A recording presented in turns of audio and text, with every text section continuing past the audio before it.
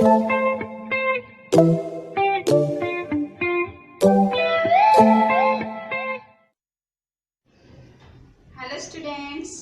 are you all? I hope you all are doing well.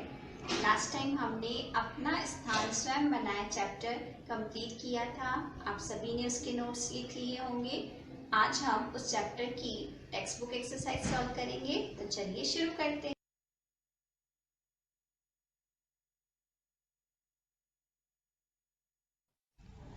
रिक्त स्थान भरो। पहला है कार्यालय में एक छोटी सी थी। कार्यालय में एक छोटी सी क्या थी? कोठरी, जिसमें बादशाह के बहुत सारे पत्र पड़े थे, निजी पत्र। वहां पर लिफाफों का ढेर था।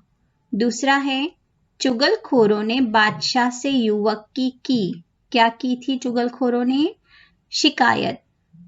चुगलखोरों ने बादशाह से युवक की शिकायत की। चुगलखोर मतलब जो बुराई करते हैं, चुगली करते हैं।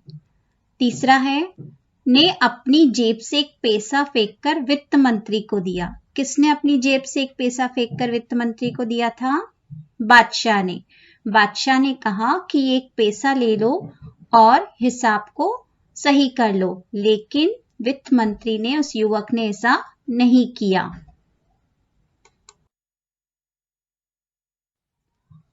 किसने किससे कहा? पहला है हुजूर, मैंने इसे हजारों में से छांटा है और इसकी बढ़िया नौकरी छुड़वा कर लाया हूं। ऐसा किसने किससे कहा था? ये कहा था मंत्री ने बादशाह से। मंत्री हजारों में से छांट कर एक युवक को लेकर आया था। वह उसकी बढ़िया नौकरी भी छुड़वा लाया था। तो यह वाक्य मंत्री ने बादशाह से कहा। दूसरा, तुमने यह सजावट किसके रुपयों से की? ऐसा किसने पूछा?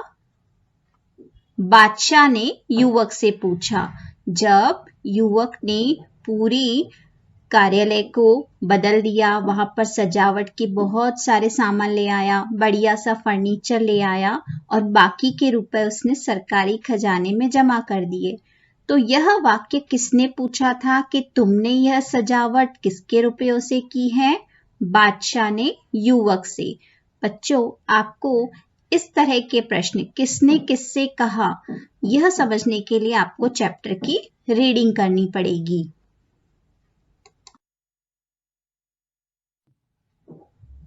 भाषा ज्ञान। बच्चों, भाषा ज्ञान की कुछ एक्सरसाइज हम यहाँ देखेंगे। पेज नंबर 49 पर है। वाक्यांश के लिए एक शब्द लिखो। मतलब बहुत सारे यहाँ पर छोटे छोटे शब्द दिए, उनको मिलाकर बना है वाक्यांश।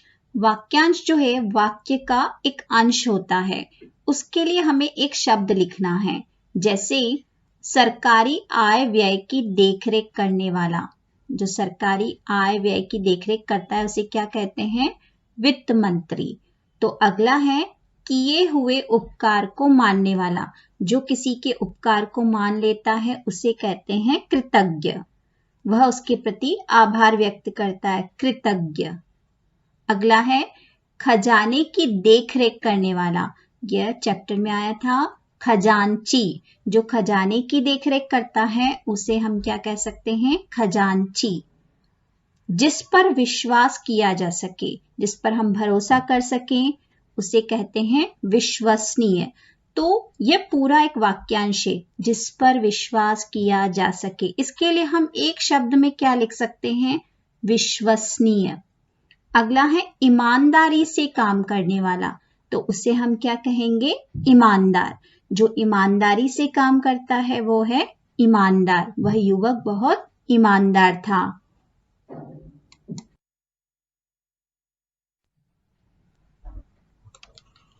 अगला है क्रिया विशेषण। अगली एक्सरसाइज पढ़ने से पहले हम क्रिया विशेषण देख लेते हैं कि क्रिया विशेषण किसे कहते हैं। क्रिया की विशेषता बताने वाले शब्द क्रिया विशेषण कहलाते हैं।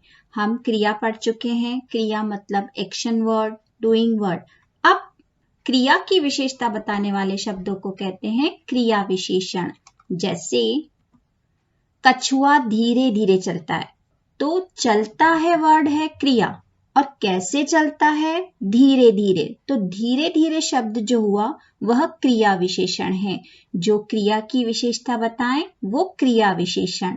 एडवर्ब, जिसे हम इंग्लिश में कहते हैं एडवर्ब। कछुआ कैसे चलता है? कछुआ धीरे धीरे चलता है। बच्चे अंदर बैठे हैं। बच्चे कहाँ बैठे हैं? अंदर। तो बैठने की विशेषता है कि बच्चे अंदर हैं कि बाहर हैं।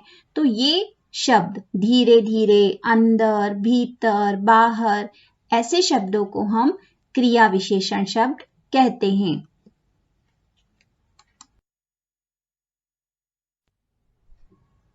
दिए गए वाक्यों से क्रिया विशेषण शब्द चुनकर लिखो। यहाँ पर हमें कुछ वाक्य दिए हैं जिनमें से हमें क्रिया विशेषण शब्द चुनकर लिखना है। पहला है गाड़ी धीरे धीरे चलने लगी। तो कैसे चलने लगी गाड़ी? धीरे धीरे। तो धीरे धीरे शब्द यहाँ पर क्रिया विशेषण है। सेकंड है अनन्या भीतर खेल रही है। अनन्या कहाँ खेल रही है? भीतर। तो इस वाक्य में क्रिया विशेषण है भीतर। हम दिन भर पढ़ते रहते हैं। हम कब पढ़ते रहते हैं? दिन भर। तो इस वाक्य में क्रिया विशेषण शब्द हुआ दिन भर। सबसे प्रेम पूर्वक बोलो। सबसे कैसे बोलो? प्रेम पूर्वक। तो इस वाक्य में प्रेम पूर्वक शब्द है क्रिया विशेषण। क्रिया विशेषण के आप पहचान कैसे कर सकते हैं? कहाँ, कब, कैसे। जब इसका उत्तर मिले तो वो क्रिया विशेषण शब्द होते हैं। नमन इधर उधर टहल रहा है। नमन कहाँ टहल रहा है? इधर उधर। तो इधर उधर शब्द जो है वो क्रिया विशेषण है।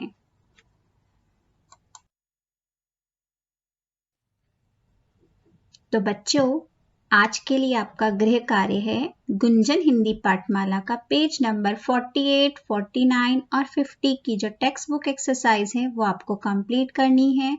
और जिन बच्चों ने अभी तक नोटबुक के नोट्स कंप्लीट नहीं किए हैं वो भी अपने नोटबुक के नोट्स कंप्लीट कर लें।